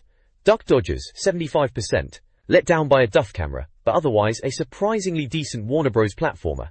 Another platformer, must have been loads back then. Duke Nukem 64, 85%. A commendably violent and vastly enjoyable conversion. A brilliant multiplayer game as well. Yes! Duke Nukem on the 64, proper lads game. Duke Nukem 0 Hour, 90% and another star. A new third-person view, but the same great gameplay. 0 Hour, yeah, they tried to mix it up, still good though, must admit. Earthworm Jim 3D, 68%. It's Jim again, in 3D. Mediocre but enjoyably silly. Yeah, went a bit wrong in 3D, didn't it, poor old Jim. ECW Hardcore Revolution, 80%. Fun wrestling, rubbish license, dull characters. ECW game, bit of a brawler. Probably for the hardcore wrestling fans. Rawr. Excite Bike 64, a solid 90% and a star. Delicious handling, and a heap of extras make this easily one of the finest races on N64. Excite Bike 64, yeah, that was a good one. Good fun. Extreme G, 87%. Impressive in-game speed, and beautiful tracks but some displaced nonsense. Extreme G, proper futuristic racer, they were all trying to be Wipeout, weren't they? Warringtons. Extreme G 2X G2, 85%. XG2 is considerably easier to get into and to look at, and sports a vastly improved multiplayer. Sequel, bit easier apparently. F1 Racing Championship, 72%. Decent, realistic racer, but doesn't quite match the splendor of F1 WGP. F1 game, there were loads of them. F1 pole position, 64, 71%. Good fun in places, but obvious flaws include horrendous pop-up and stop-dead banks. Another F1 game, pop-up was a killer back then, wasn't it? F1 World Grand Prix, 93% and a star. Astonishingly realistic, visually stunning racing sim that really shows off the N64's power. Yeah, that was the proper F1 game to have, top stuff. F1 World Grand Prix 2, 72%. There's not enough new here. Sequel. Not so hot apparently. Mess. FIFA 64, a shocking 39%. Like a rash, only not as enjoyable. Ouch, FIFA 64, clearly not a winner. FIFA 98, 83%. There's promise here. Not perfect, but better. FIFA 98, getting better. Pouch. FIFA 99, another 83%. The best FIFA game yet. It's no IS 98 though. FIFA 99, still not as good as ISS. Pro Evo Soccer, for the cool kids. Data. Fighter's Destiny, 86%. Gorgeous animation, likable characters, and a clever master challenge. Fighter's Destiny, yeah, bit different that fighting game. Tag. Fighting Force 26%, oof, 26%. Dreadful 3D Final Fight ripoff. Fighting Force, clearly a stinker. Flying Dragon, 73%. Fairly enjoyable but instantly forgettable. Flying Dragon, sounds about right, not amazing, not terrible. Forsaken, 87%. A fabulous descent-style shoot-'em-up with great lighting and visuals. Forsaken, that tunnel shooter, pretty good that one. F-Zero-X 91% and a star. The fastest racer on Earth, and one of the most exhilarating 4-player games you can buy. F-Zero-X proper speed freak racer, mental. Gasp, 47%. We sprang out and punched it in the face. Gasp, sounds like they didn't like it much. Ooh. Gauntlet Legends, 81%. Enjoyable update of creaky old classic. Gauntlet Legends, multiplayer fun that one. Foray. Durant Ace. Right, that's the directory club page, bit of everything there, some classics, some stinkers. Typical N64 really. Good times. This page we've got the Club 64 directory, your quick reference for N64 games in N64 Magazine. It kicks off with a bit called Moida. Seems Joseph Murphy from Aya reckons some game titles just inspire violent thoughts, which is a laugh. Then we dive into the reviews. First up, Gex Deep Cover, Gecko 22%, ouch, leave it to die they say. Followed by Gex 64, Enter the Gecko, a slightly better 59%, but still just painfully average. Glover scores 83% and is called a stonking but hard 3D adventure. Goemon 2 Feet gets a mediocre 69%, bit of a step back from the mystical ninja days apparently. GoldenEye 007 though, massive 94%, still a classic, as good as it gets. GT 64 Feet is a 67%, handles well but slow and ugly, bit of a letdown. Hercules, The Legendary Journeys, 66%, fairly good Zelda clone but with nowhere near as much depth, which is about right. Hexen gets 69%, fun in a retro way, but hard to recommend with GoldenEye around. Holy Magic Century 71%, could have been better but for the random battles and Americanized plot, whatever that means. Hot Wheels scores 61%, big jumps, big speeds, big action. Well, sort of. Moving on, Hybrid Heaven gets 83%, superb story and battle system. Hydro Thunder, a solid 84%, fantastic subwave race water racer. Iggy's Wrecking Balls a low 56%, dull as Chris Tarrant apparently. In Fisherman Bass Hunter 64 Feet a 67%, comprehensive package of all things angling. Indiana Jones and the Infernal Machine, 81%, enjoyable Tomb Raider-like, but heavily on dull platforming conventions. International Track and Field, 2000 Feet, 86%, impressive update of the Olympic button basher. Then we get into the ISS games. ISS 2000 Feet gets a massive 90%, not a huge update but still a fantastic game, and IS 98 gets an even bigger 92%, the finest football game in the world, bold statement. Jeremy McGrath Supercross is 53%, uninteresting as Anne Robinson. Jet Force Gemini a 93%, wondrous marriage of stunning looks. Killer Instinct 62%, great in its time, but who wants a 2D beat MUP in light of Tekken and even MK4? Fair point. Kirby 64.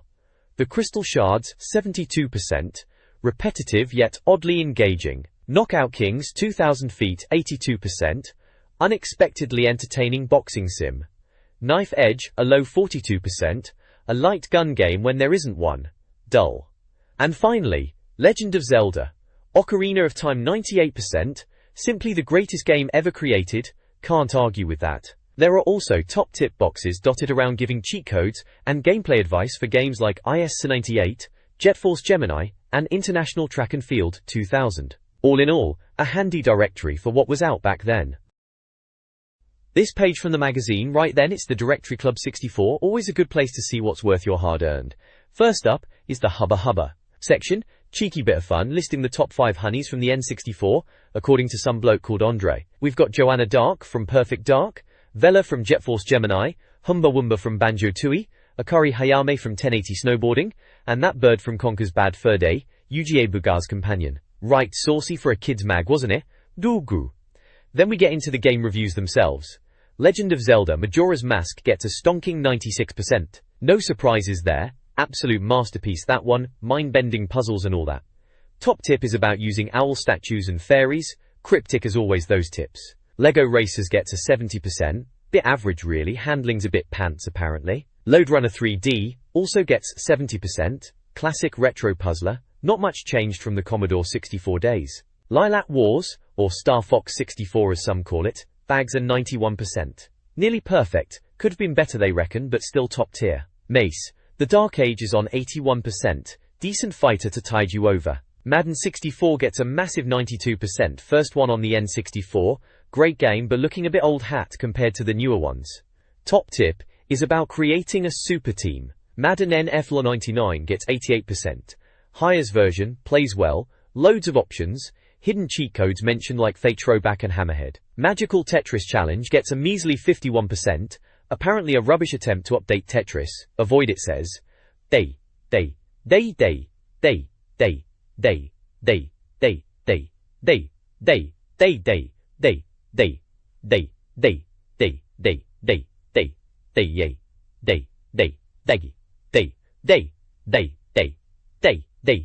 Top-notch golf game, loads of content. Tip is about getting birdie badges, as Terminator Mario, whatever that means. Mario Kart 64 91%. Another classic, Fab multiplayer. Top tip is about getting a fast start.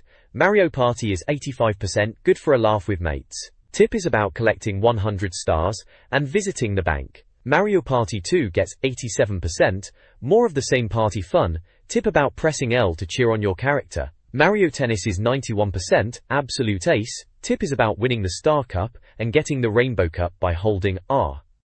Michael Owen's WLS 2000 football game gets 84%, smooth football game, real league teams. Mickey Speedway USA is 80%, Mario Kart clone, good for a bit but short on thrills. Rack Micro Machines 64 Turbo is 86%, classic multiplayer racer, don't take shortcuts apparently. Milo's Astro Lanes is a shocking 38%, stunningly dull, give it a miss they say. Mischief Makers gets 90%, Retro 2D platformer, really rewarding. Tip is to check out the guide in issue 12, no surprise there. Mission Impossible gets 75%, horrendous AI and controls, bit clunky. MK Mythologies gets a pathetic 9%, really bad, even acid wouldn't make it enjoyable according to the review. Monaco Grand Prix is 87%, good F1 game.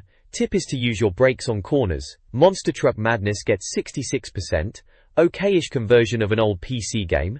Mortal Kombat 4 scores 84%, best version of MK yet. Mortal Kombat Trilogy is a dire 34%, really poor, extras can't save it. Multi-Racing Championship gets 71%, conversion job wasn't great. Mossa. So there you go, a right mixed bag of reviews there, some proper classics and some stinkers as always. Good old N64 Magazine telling it like it is. This page is the Club 64 directory, a rundown of games for the N64, from this magazine, back in September 2001. It's a proper blast from the past looking at this page. Chow. Starting at the top left, we've got Mystical Ninja starring Goemon giving a whopping 90%, a proper classic adventure game that tried to be Mario 64 but in its own quirky way. Next to it is NBA Pro 98 scoring a decent 71%, followed by Nuclear Strike 64 with 82%, a solid helicopter shooter for its time. Moving down, Nagano Winter Olympics is a low 32%, probably deserved, those games were always a bit naff. NASCAR 99 gets a mediocre 59%. Then we've got NBA Courtside hitting another 90% that was a top-notch basketball game back in the day. NBA Hangtime gets a 52%, and NBA in the Zone 2000 is at 69%. Then NBA Jam 99 at 83%, and NBA Jam 2000 is 80%. It's a basketball bonanza here. And then NBA Live 99 at 64%, and NBA Live 2000 at 65%. Rounding out the virtual hoop action. Over to the right column now we have NFL Blitz, smashing it with 87%. Those games were always mental, weren't they? NFL Quarterback Club 98 is at 86%, and NFL QB Club 99 gets a stonking 90%. NFL QBC 2000 gets 60%, and NHL 99 is 74%, not bad. NHL Breakaway is 62%. And NHL Breakaway 99 is a poor 42%. NHL Pro 99 is 52%. Seems like the hockey games were a bit hit and miss. In amongst all the sports titles we've got Olympic Hockey 98 at 60%, Operation Winback a shooter at 83%, Paperboy, yes Paperboy at 62%, Penny Racers at 58%, Perfect Dark right at the top of the N64 pile with a massive 96%, no surprises there, that game was revolutionary. PGA European Tour Golf gets 80%, Pilot Wings 64 a brilliant 89%, and Pokemon Puzzle League also 89%, a surprisingly addictive puzzler. There are little screenshots dotted about, like Gomon, some NFL action, Perfect Dark's Joanna Dark looking sharp, Pilot Wings Birdman, and Pokemon Puzzle League's colorful blocks. And then down the right we have small images of Super Smash Bros. Melee, Star Wars Rogue Leader, Donkey Kong Racing, Luigi's Mansion, and Star Fox Adventures, teasing what's coming on the GameCube, just around the corner. It's a look back at the N64's glory days, and a glimpse of what was next. Each game has a little blurb, a score out of 100, a star rating, the price, player numbers and what add-ons it uses, rumble or controller packs, and which issue of the magazine reviewed it. They even have top tips for some games, little cheats and hints, proper old-school magazine stuff.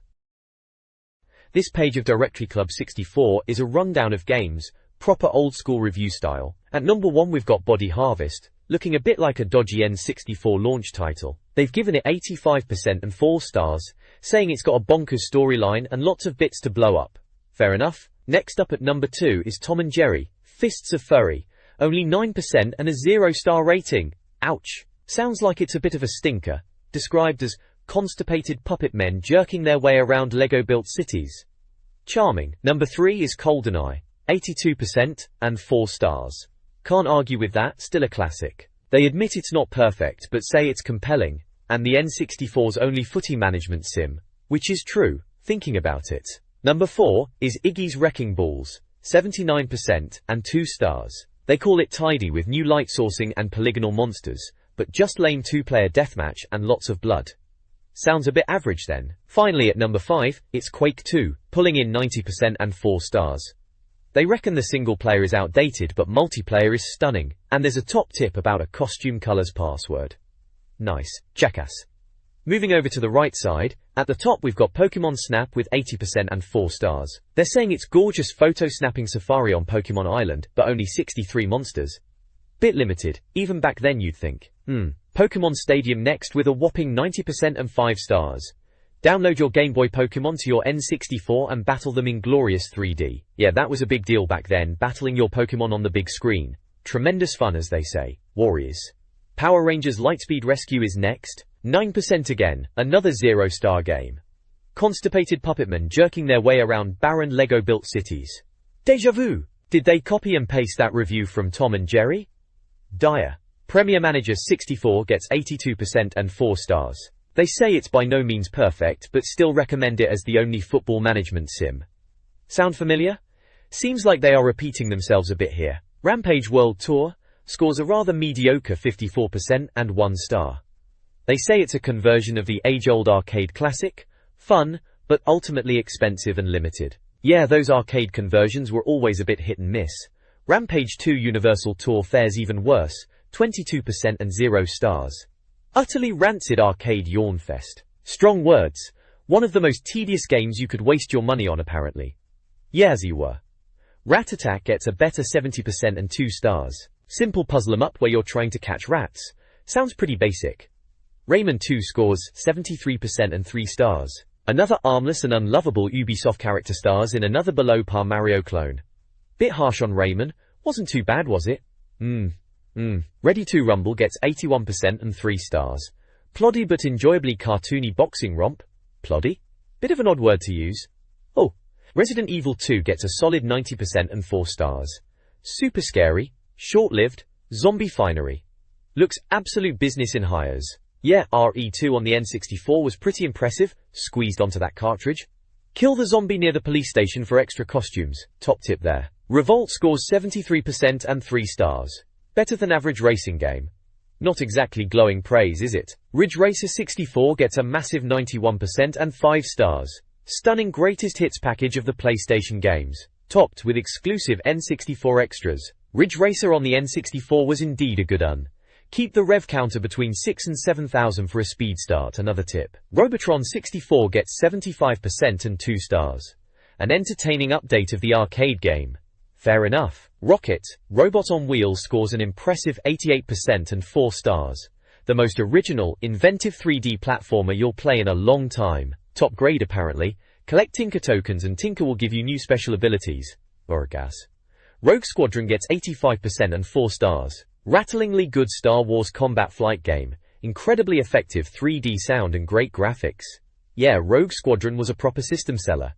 Type E in IGIVEUP to obtain a handy amount of lives and infinite supply. Cheat code tip. Rugrats in Paris gets 67% and 3 stars. A sparse but relatively enjoyable collection of cartoon mini-games for the kids.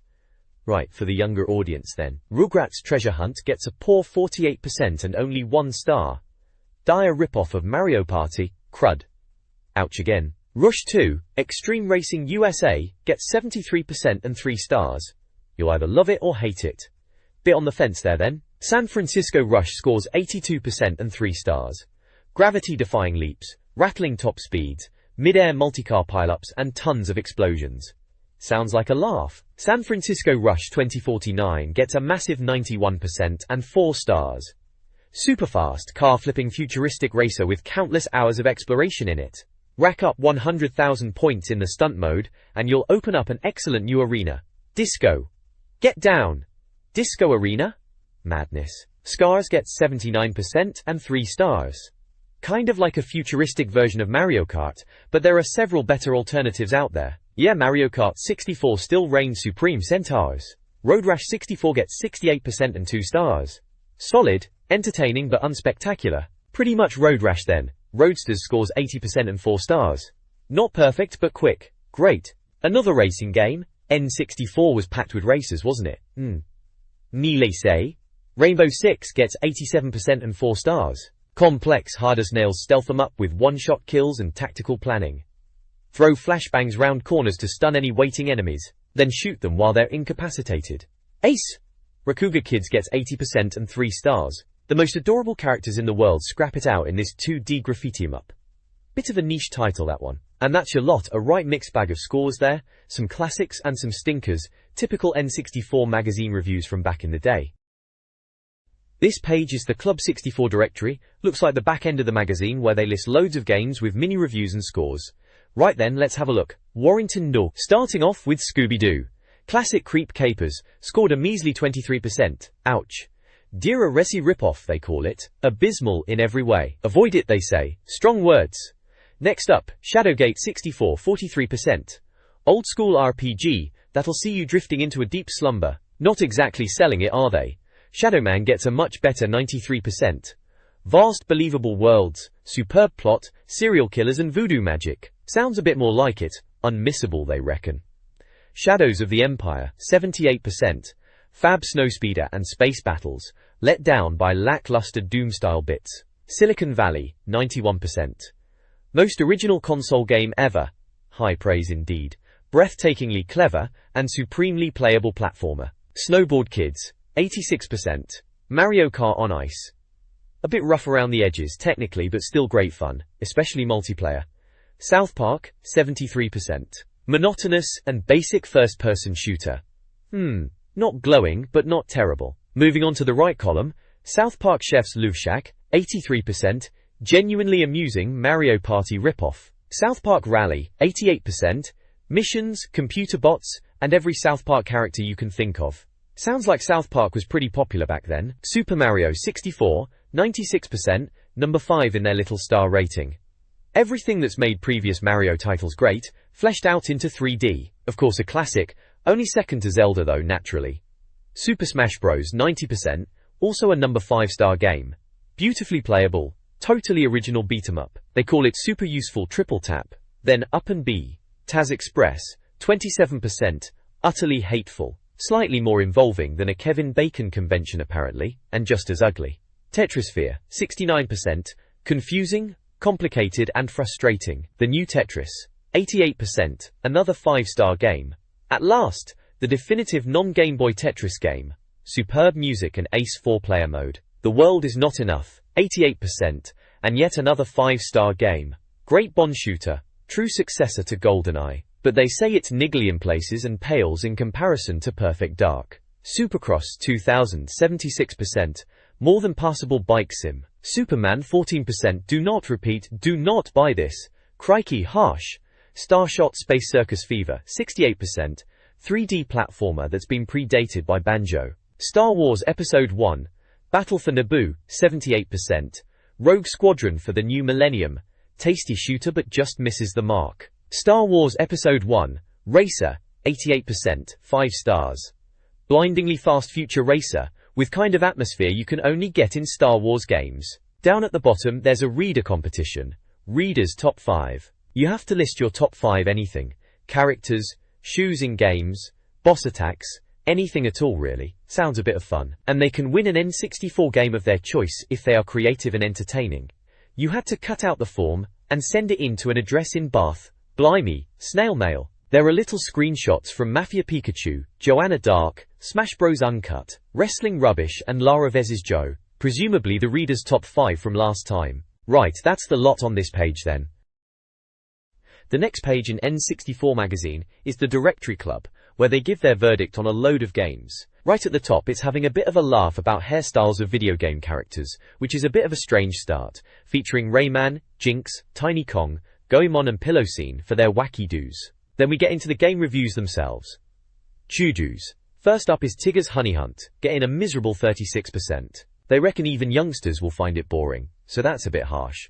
Tom and Jerry. Fists of Furry, scrapes a 35%, called a Duff cartoon scrapper. Tonic Trouble gets 55%, described as occasionally fun, but uninspired. Then Tony Hawk Skateboarding does much better with 86%, praised as very playable and emphasizing stunts. Top Gear Overdrive scores 79%, and is called arcade standard and desperate to love. Fair enough. Moving on, Top Gear Rally gets 86% and is praised for realistic driving.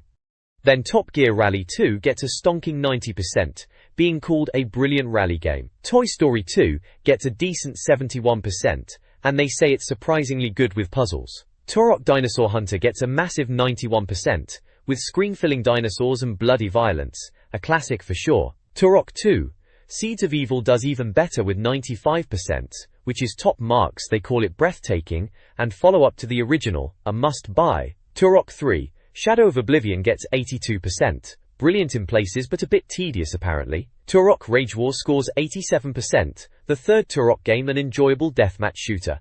Twisted Edge gets a low 60%, just an amateur snowboarding game. Vigilante 8 gets 74%, just an average Twisted Metal clone. Vigilante 8 Second Offense scores a slightly lower 69%, polished but ultimately tedious update to last year's game. Virtual Pool 64 gets 77%, surprisingly playable pool sim. Down the right side, V-Rally 99 scores 90%, finally a decent arcade racer on the N64 to compete with the PlayStation. Wily Country Club Golf gets a poor 49%, golf that's been through a meat processor, ouch. War Gods gets a shocking 46%, novelty wears off quick by the sounds of it. Wave Race 64 gets a fantastic 90%, realistic water effects, and great two-player, still a classic, sounds of it. Wayne Gretzky's 3D Hockey gets 75%, decent enough puck-zipping magic. Wayne Gretzky's 3D Hockey 98 gets a slightly lower 70%, not much different to the last one then. WCW Mayhem gets 78%, quick wrestling game but lacking moves. WCW/NO Revenge scores 75%, plenty of characters and faster gameplay, better than WWF Warzone they reckon. Finally, WCW vs NWO World Tour gets 70%, acceptable beat MUP, but not quite Tekken, which is a fair comment. So a real mixed bag of games on this page, some classics and some real stinkers. This page from Club 64 is a directory, a staple of N64 Magazine back in the day, listing loads of games with their review scores and a little blurb. Right at the top, Wettrix gets a decent 74%. Remember that puzzle game? Kind of a Tetris with water. It was alright. Wipeout 64 scores higher at 88%. Now that was a proper futuristic racer. Loved the speed of that. World Cup 98 is only 73%. Bit harsh maybe. It was decent enough for a footy game back then. World Driver gets a massive 91%. Wow. Someone really liked that one. Must have been a looker. Worms Armageddon, 85%. Classic turn-based strategy with worms. Still holds up today. Then there are the WWF games. Attitude and No Mercy both get really high scores, 88% and 92% respectively, and Warzone is 85%. No Mercy was the pinnacle of wrestling games. On the N64 everyone knew that. Xena, Warrior Princess gets 81%, beat-em-up action, probably a bit average but fun enough with a mate. Yoshi's Story gets 86%, colourful platformer, maybe a bit too easy for some. There's a bit about moo, highlighting cow characters in games. It's a bit of a laugh, listing games like Fighter's Destiny, South Park 64, Mario Kart 64's Moo Moo Farm, and Zelda games for cow appearances. Bit random, typical magazine filler I suppose. Then they have a section on import releases, games not out in the UK yet. Lots of Japanese titles there like 64 Osumo, Airborder 64, Animal Forest, which we know now as Animal Crossing, and Bomberman Second Attack. Looks like a whole bunch of games we were missing out on at the time. Import gaming was a pricey business back then. Yeah, just a standard directory page really, scores and short opinions on a load of N64 games. Just browsing through it brings back memories of being excited to see what was reviewed each month. This page is packed with N64 game reviews. Proper retro stuff this. It kicks off with a bit about importing Japanese and US games, saying you need a passport version 3 thingy, and these codes to get them working on your UK N64. If you're struggling, you can ring CA Games. Then there's a massive list of N64 games they've reviewed. Let's have a look. NBA Courtside 2 got a decent 87%. Neon Genesis Evangelion, that's a weird one, only 61%. NFL Blitz 2000 did alright with 78%. Must be all those crazy tackles. Nightmare Creatures, remember that?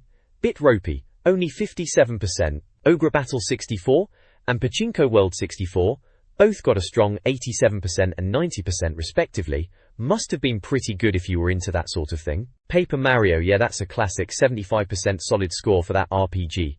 Pokemon Stadium and Pokemon Stadium G/S both got 90%, no surprise there, Pokemon was massive back then. Polaris Snowcross got a 57%, probably a bit average. Power League Soccer 64, Power Pro Baseball 4 and 5, Puyo Puyo Sun 64. Loads of these niche sports and puzzle games. Rally Challenge 2000 got 61%, Ready 2 Rumble Boxing Round 2 got a good 76%, that was a laugh with mates. Sim City 2000, 83%, always a solid city builder. Sin and Punishment, 89%, that treasure shooter was supposed to be amazing, wasn't it? Snowboard Kids 2 got 80%, Snowspeeder, Space Invaders, Spider-Man, StarCraft 64. StarCraft on the N64, bit of a strange port, got 78% though.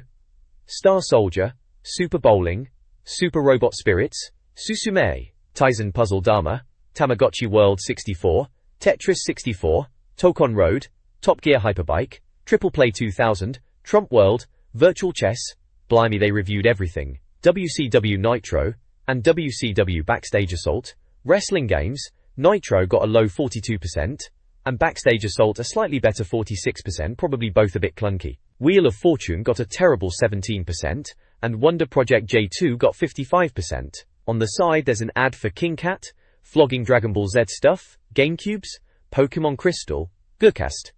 Summer sale apparently. Then another ad for phone ringtones, proper old school polyphonic stuff, the future's purple, the future's cube-shaped. What's that all about? Anyway, mainly a page full of N64 game reviews, a good snapshot of what was out at the time.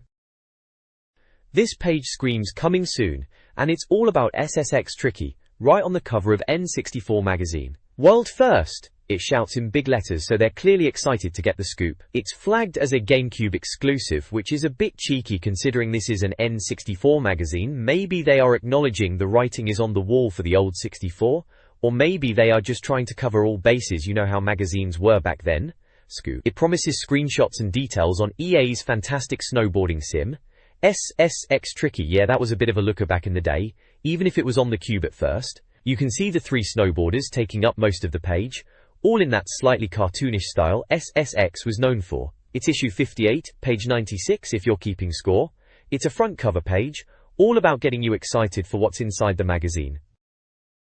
This page is all about the upcoming issue 59, and it's heavily pushing the GameCube angle, shouting, GameCube inside Nintendo in big letters. They're promising unbelievable secrets, and even a lineup from Space World, which was always a big deal back then for getting a peek at what Nintendo was cooking up. It's not just GameCube though, they're covering all the latest on a bunch of other games too. There's Virtua Striker 3, which, alright, it was football, good for a kickabout with mates, but nothing groundbreaking on the GameCube really. Then Mario Kart Advance, finally hitting the Game Boy Advance, which everyone was itching to get their hands on after the SNES Mario Kart. Wave Race Blue Storm is there too, looking very shiny for the GameCube. Water effects were getting pretty impressive at this point. They're also shouting about Street Fighter GBA, always good to have some fighting action on the go. Star Fox Adventures is also previewed, looking a bit different from what we were used to with Star Fox, more on foot adventuring it seemed. And Pikmin gets a mention. Miyamoto's little plant guys, that was a quirky one. Looked interesting at the time. Apparently inside you get Skill Club Millennium, probably tips and tricks. Tons of new tips and cheats. They always said that, didn't they? The best special investigations. Warrington's? Sounds very dramatic for a game mag. Latest GBA news. Yeah, GBA was the hot new thing. And they're claiming to be the only reviews you can trust. Bit cheeky that. There's a big question mark section promising a top secret, amazing inside story on Nintendo's future plans for the next month. Very mysterious. Trying to get you to buy the next issue, naturally. And they're flagging up next month in Planet Game Boy, so looks like they're dedicating space to the little handheld. Down at the bottom they're highlighting a reviewed Mario Kart Advance first ever review. So that's a big draw. And previewed Banjo more on this top platformer next issue. Banjo was always popular.